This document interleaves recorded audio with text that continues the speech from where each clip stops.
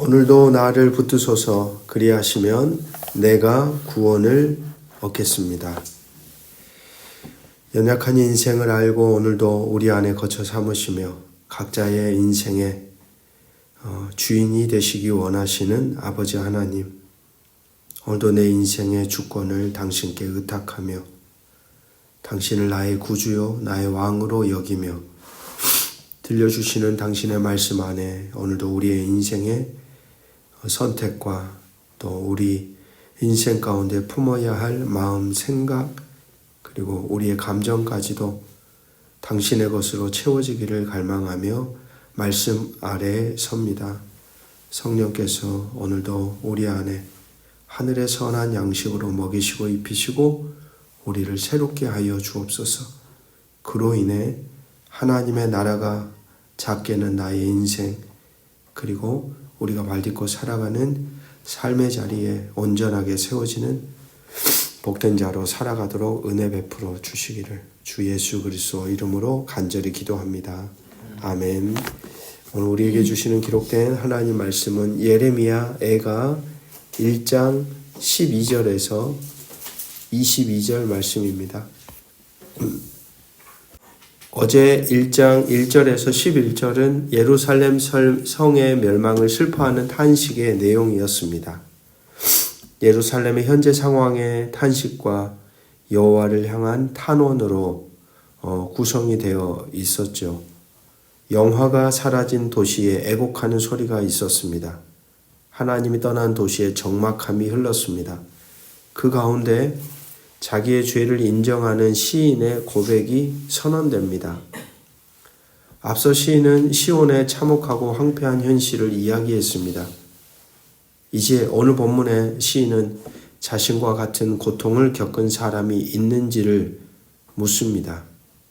시인 개인이 겪은 고통의 문제에 초점을 맞춥니다.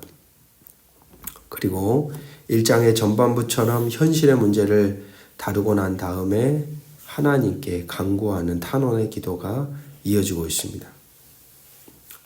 14절을 보시면 내 죄악의 멍에를 그의 손으로 묶고 얽어 내 목에 올리사 내 힘을 피곤하게 하셨으며 내가 감당할 수 없는 자의 손에 주께서 나를 넘기셨도다. 참 사람이란 그렇죠. 우리가 열왕기를 읽어왔잖아요. 왕들이 어떠한 역사를 걸어왔는지를 보셨습니다. 왕조의 기간이 대략 한 500년 된다면 얼마나 숱하게 많은 사람들을 통해서 그 나라를 일깨우시고 달래고 깨닫게 하고 들려주고 하나님이 그렇게 행하셨는데 돌아보지 않아요.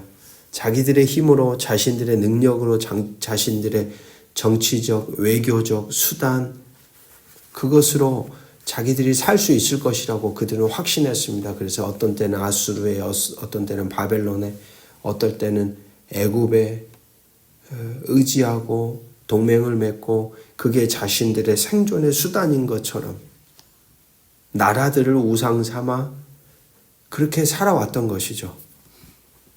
댐에 물이 차듯이 하나님은 하나님의 때에 맞게 경고하시다가 마지막에는 반드시 그 댐에 물이 넘치는 때가 있습니다. 어쩌면 예레미야 애가는 바로 그렇게 넘쳐게 되었을 때 어떤 일들이 일어나는가 늘 우리에게 보여주는 것이죠. 오늘 본문을 보면 내 죄악의 멍에란 곧 자신의 죄가 자신을 얽매는 멍에가 되었다는 말입니다. 하나님이 자신이 만든 멍에를 자신의 목에 올린 겁니다. 그 무게를 이제는 감당할 수 없게 된 거예요. 이것이 바로 현재 심판이 자신이 쌓아 올린 죄악 때문이라는 것을 오늘 예레미야 애가를 쓰고 있는 저자는 분명하게 드러내고 있습니다. 죄악이 자신들의 죄악 때문에 지금 이 상황에 직면하게 되었다. 인생이란 반드시 무언가를 쌓고 있는 겁니다. 인생은 반드시 무언가를 지금도 만들어가고 있는 겁니다. 오늘 우리가 만들어가는 것은 쌓아 올리는 것은 무엇일까? 우리의 경건일까? 우리의 선함일까? 우리의 자비? 우리의 은혜? 우리의 인자? 아니면 우리의 죄악? 우리의 분노? 우리의 혈기? 우리의 감정? 우리의 상처? 중요한 것은 어떤 것을 누적해서 쌓고 사느냐에 따라 인생은 달라진다는 것이죠. 거룩한 경건의 삶은 우리를 견고하게 흔들리지 않는 바위처럼 바로 세워갈 겁니다.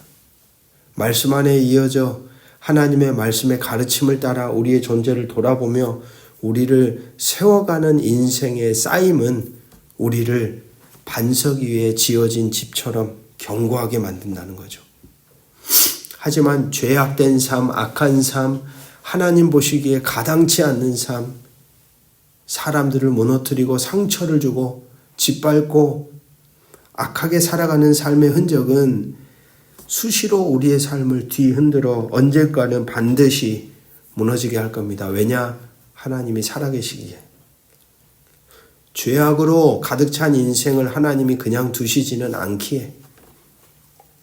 오늘 남유다의 무너짐 속에서 하나님은 그것을 우리에게 분명하게 이야기하고 있는 것이죠. 댐에 물이 차듯이 그 때가 되면 반드시 내가 너희를 치리할 거다. 6절 말씀, 이로 말미암아 내가 오니 내 눈에 눈물이 물같이 흘러내림이여 나를 위로하여 내 생명을 회복시켜줄 자가 멀리 떠났음이로다. 원수들이 이김에 내 자녀들이 외롭도다. 여호와의 징벌에 대한 시인의 반응은 울음입니다. 시인은 이로 인해 자신의 눈에서 끊임없이 눈물이 흘러내리고 있습니다. 자신의 비통함을 표현합니다. 그런데 바로 그런 주어진 상황이 더없이 비참한 것은 자신의 눈물을 닦아줄 자가 없다는 거죠. 생명을 소생시켜줄 자가 자기로부터 멀리 떠나버렸다는 겁니다. 여러분 생각해 보십시오. 회복의 기대가 있는 상태에서 받는 징벌은 견딜만 합니다. 하지만 회복에 대한 아무런 희망이 없는 상태에서 내려지는 재앙은 그야말로 절망스러운 거죠. 끝이 있다는 거. 하나님이 오신다면 그래 나 다시 살 수 있어. 그때까지 내가 기다려야지. 어쩌면 오늘 신앙인들은 바로 그런 주의 오심에 대한 기다림이 있기에 우리가 이 땅을 살아가면서도 때로는 인내하고 때로는 참고 때로는 견디고 때로는 물러서고 때로는 내 자신을 우리의 주인 되시는 주님께 맡기고 살아가는 거죠. 바로 그런 주의 오심이 있기에 기다릴 수 있고 그게 소망이 되는 거죠. 현재가 절망적일더라도. 그런데 오늘 본문에 나오는 이 애가의 상황은 바로 그런 상황이 아니라는 거예요. 나를 도와줄 자가 떨어져 있는 거예요. 이거 언제 끝나지? 과연 끝나기는 할까? 하나님의 분노가 쏟아졌는데 과연 우리는 살아남을 수 있을까? 아주 절망적인 상태. 여러분 뒤집어서 생각해 보면 하나님이 우리에게 손을 내밀고 우리에게 말씀을 들려주고 우리에게 다리를 놓고 우리와 관계를 맺으시려고 한다는 그 상태가 복이에요, 복. 근데 애가의 상황을 보십시오. 그렇게 말씀하셨던 하나님이 어느 순간인가 이제 멀찌감치 떨어지는 거예요. 이제 더 이상 말도 안 건네요. 더 이상 다리도 놓지 않아요. 더 이상 상관치 않아요. 저주인 거예요. 관계 맺고 하나님의 말씀을 따라 살아가고자 할 때는 왜 이렇게 나를 족쇄처럼 묶고 왜 나를 간섭하려고 하고 왜 나에게 이렇게 귀찮게 나를 힘들게 할까라고 생각했는데 막상 그 하나님으로부터 관계가 딱 끊어지는 순간 인생이 저주입니다. 자기 스스로의 힘으로 살아갈 수 있을 것 같은 인생이 깨닫는 거죠. 내가 하나님의 은총과 자비 속에 생존하고 있었던 거구나. 하나님의 손길 가운데 내가 숨쉬고 있었던 거구나. 그걸 그제서야 어디에서 깨달아요? 끊어지는 순간 깨닫는다는 거예요. 얼마나 안타까운 일입니까? 17절 보십시오. 시온이 두 손을 폈으나 그를 위로할 자가 없도다.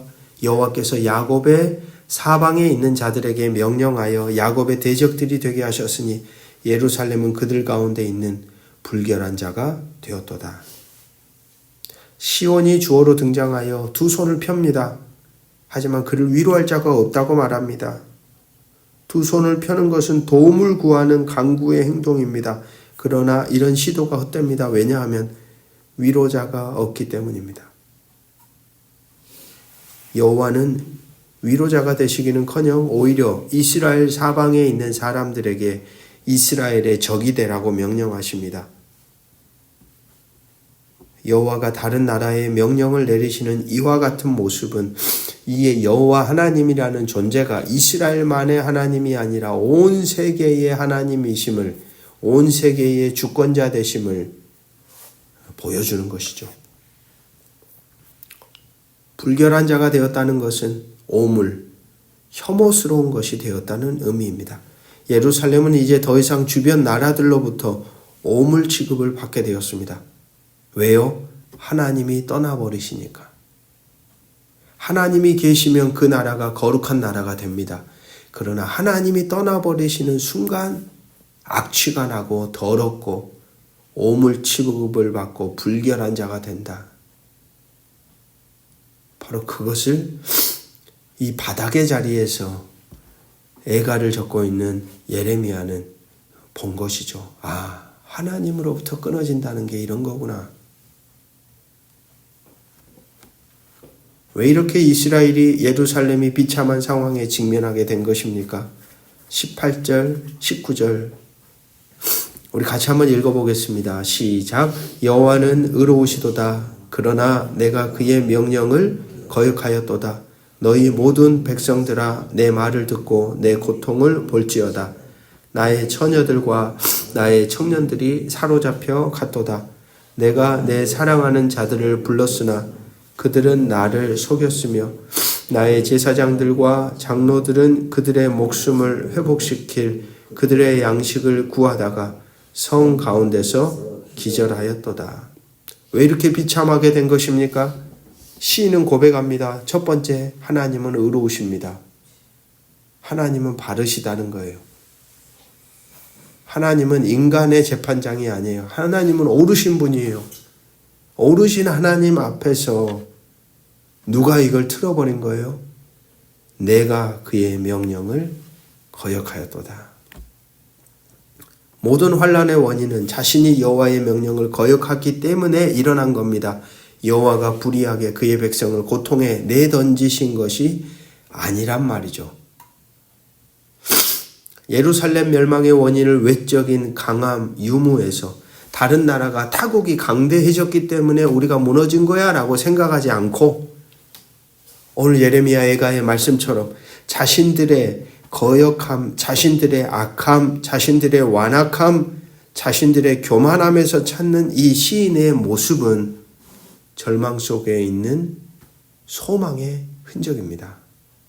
절망의 자리에 있더라도 그 절망이 왜 자신들에게 임한 것인지, 도대체 왜 이런 상황에 우리가 떨어지게 된 것인지를 바르게 해석하고 분석하고 이해하는 사람들에게는 그것 자체가 뭐가 되는 거예요?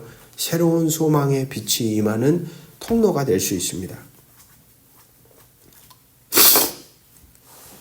오늘 성경의 말씀은 외적인 요인이 아니라 내적인 부패, 즉 하나님의 말씀을 듣지 않는 관계, 그 관계의 어긋남 속에서 남유다가 비참해졌음을 우리에게 들려주고 있는 것이죠. 사랑하는 말씀의 동역자 여러분, 오늘 우리가 하나님의 말씀 앞에 순종하지 못하는 우리의 마음과 자세는 무엇일까요? 때로는 환경과 상황 때문에 우리가 무너지는 경우도 있지만 오늘 말씀은 우리에게 질문하고 있는 겁니다. 하나님의 명령을 거역하며 하나님의 말씀을 외면하며 하나님의 말씀의 주권과 통치를 거절하며 살아가는 너의 삶의 흔적은 무엇이 있는가를 되묻고 있는 것이죠. 그걸로 인해 한 인생이 하나님으로부터 떨어져 버린다라는 것을 우리에게 말해주는 겁니다. 여러분, 떨어진다는 것, 관계가 단절된다는 것, 그것이 저주입니다. 오늘도 지금 우리에게 다리를 놓고 그리스도 예수 안에서 복된 관계 안에 살아가도록 우리를 부르시고 말씀하시는 그 관계가 복임을 깨닫고 오늘도 그 관계 안에 우리의 존재가 응답하며 살아가는 여러분의 하루하루의 흔적이 되어져 가시기를 주의 이름으로 축복합니다. 기도하겠습니다. 아버지 하나님, 무너짐 속에서 하나님의 관계가 소중함을 깨닫는 애가의 소리를 듣습니다. 있을 때에는 소중함을 모르고 그 관계 안에서 하나님과 같이 살아가는 것이 축복임을 모르고 그 관계가 다 사라져버린 채 이제는 하나님이 뒷짐지고 조용히 물러서는 순간 이스라엘이라는 나라는 비참해졌습니다. 그렇습니다. 인생 이렇게 우매합니다. 한 치 앞도 보지 못합니다. 별것 없는 인생이 교만하고 어깨에 힘주고 목에 곳곳하게 세우고 거만한 자처럼 살아갑니다. 사실 그 모든 인생의 기초는 하나님의 은총과 자비에 기대어져 있음에도 불구하고 이처럼 인생들이 어리석습니다. 오늘 우리가 그 자리에 서 있는 것은 아닌가? 오늘도 우리와 맺어주신 하나님과의 복된 관계가 우리의 삶에 참된 복임을 깨닫고 응답하며 살아가도록 오늘도 당신의 말씀 앞에, 당신의 깨달음 앞에, 당신의 간섭하심 앞에 순종하며 응답하는 자로 살아가도록 우리의 존재를 붙드시고 선하게 인도하여 주시기를 주 예수 그리스도 이름으로 간절히 기도합니다. 아멘.